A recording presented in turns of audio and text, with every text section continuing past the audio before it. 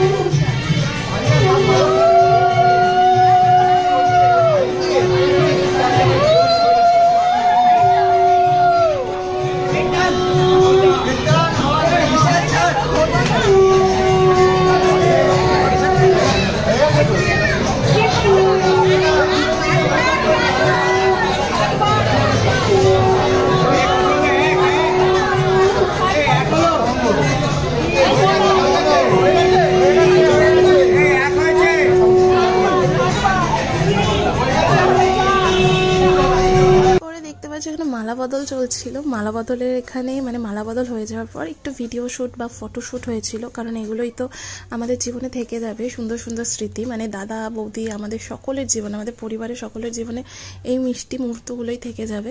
তো এখানে ছবি তুলছিল মালা বদল হয়ে যাওয়ার পর, শুভদৃষ্টি হয়ে যাওয়ার পর। ভীষণ ভালো লাগছিল, মানে আমি কাছ থেকে ওদেরকে দেখছি তো মানে আমারই যেন স্বপ্নের মতো লাগছে জিনিসটা। আমার দাদা আর বৌদির এটা লাভ ম্যারেজ ছিল, মানে সত্যি একটা সম্পর্কে একটা ছেলের ভালোবাসা, মানে একটা কাপলের মধ্যে যেটা ছেলে আর মেয়ে থাকে, একটা ছেলের ভালোবাসা কোনোদিনও বেশি না হলে সেটা বিয়ে পর্যন্ত এগোয় না, এই সম্পর্কে প্রমাণ। মামি, দাদা, ও মামা, সরি মামা, হাই করো।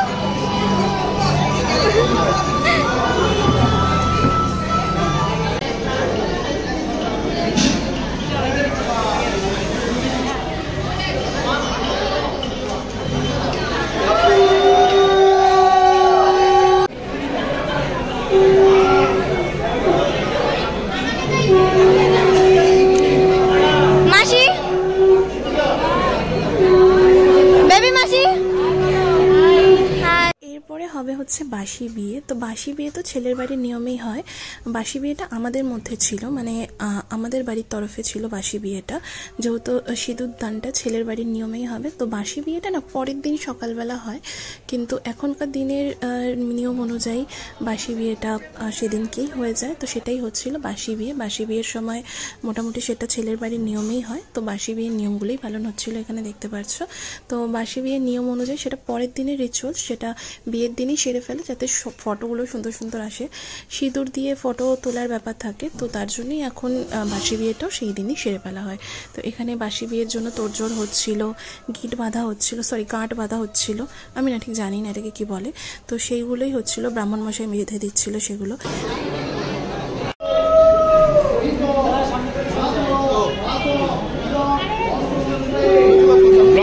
ব্লগ চলছে এখানে।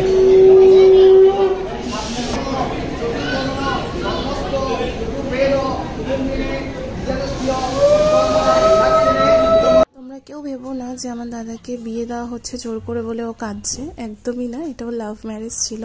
ওখানে ধোয়াতে চোখ দিয়ে এত জল বেরোচ্ছিল সবার, আর ঋতু বড় বড় করে ওর মামাকে তুলছিল। আর আমার এত হাসি পাচ্ছে এখন ভিডিওটা এডিট করার জন্য।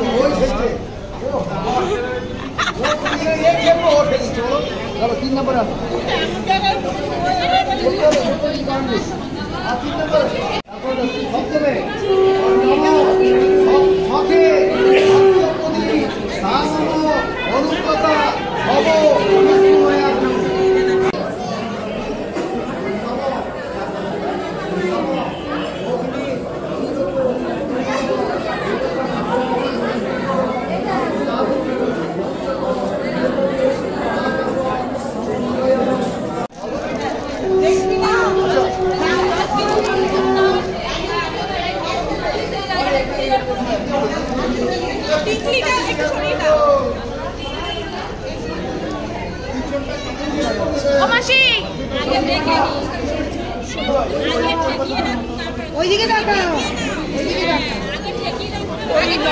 তুমি দেবে তো? তুমি কি বলেছো থাকতে না নাকি? ক্যামেরাতে উঠে যাবে তো, পিছনে থাকলে বাজে লাগবে।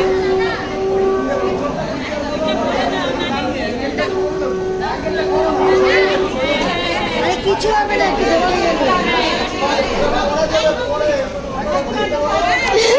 গালের মধ্যে হাতিয়ে বলছে ওইদিকে থাকাবে।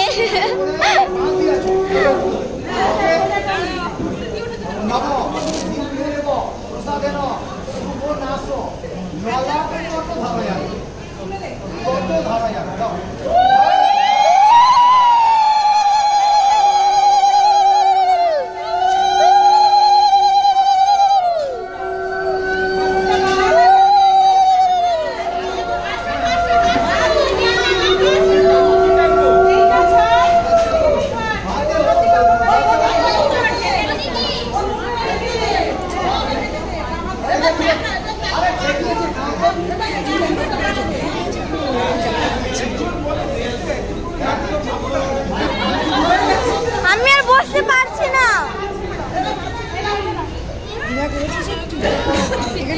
ঢিলা করতে পারি। দাঁড়াও দাঁড়াও দাঁড়াও।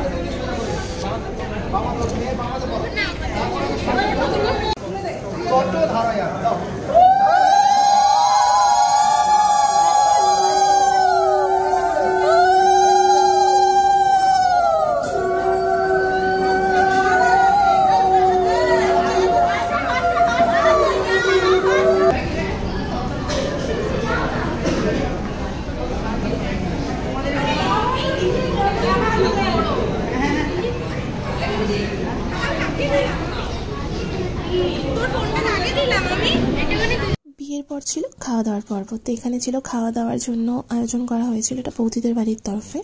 দেখতে পাচ্ছ এটা ছিল হচ্ছে কড়াইশুটির কচুরি, আর ছিল পনির চানা এরকম কিছু একটা ছিল, আর ছিল ফিশ ফ্রাই, আর সব থেকে ফেভারিট খাবারটা হয়েছিল আমার, যেটা ছিল পোলাও তার সাথে মাটন কষা।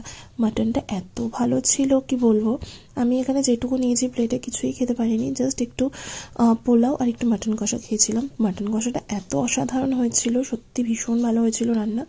নিজেদের বাড়ির কাজে সত্যি খাওয়া যায় না, তো সেরকমই খেতে খুব একটা কিছু পারিনি, জাস্ট একটুখানি পোলাও খেয়েছিলাম আর মাটন কষা খেয়েছিলাম, খাওয়ার খুব ভালো ছিল। এবার মানে বরযাত্রীতে যারা গিয়েছিল তারা মোটামুটি সবাই বেরিয়ে গিয়েছিলো, আমরা ওদের প্রায় ঘন্টাখানিক বাদে বেরিয়ে গেছিলাম। আমাদের সাথে দুজন ফটোগ্রাফার ভাই ছিল, ওদেরকে আমরা সন্তোষপুর স্টেশনে নামিয়ে দিয়ে তারপরে বাড়ি ফিরেছিলাম, কারণ ওদেরকে যদি আমরা সন্তোষপুর স্টেশনে নামিয়ে না দিতাম ওরা ট্রেনটা পেত না সেদিনকে, তাহলে ওরা বাড়ি ফিরতে পারতো না। তো এটা দেখতে পাচ্ছ, এটা অলমোস্ট আমরা আমাদের বাড়ির কাছাকাছি চলে এসেছি। এটা হচ্ছে সাউথ সিটি রাস্তাটা, এটা সাউথ সিটি মলটা রয়েছে। আমি আর বাবাই ফিরেছিলাম লাস্টে, তো বাবা ফেরার সময় ঘুমিয়েই পড়েছিল গাড়িতে। তো ভাবলাম, আমি হট করেই মনে পড়লো যে কী ভিডিও করেছি না করেছি কিছুই তো জানি না, তো ভিডিওটা অন্তত এন্ড করে দিয়ে এইটুকু দিয়েই। দেখতে পাচ্ছি বাবা এখানে ঘুমিয়েই পড়েছে, ভিডিও ক্লিপটা না দেখলে হয়তো বিশ্বাস করবে না, বাবা ঘুমিয়েই পড়েছিল। তো আজকের মতো ভিডিওটা এখানেই শেষ করলাম, টাটা।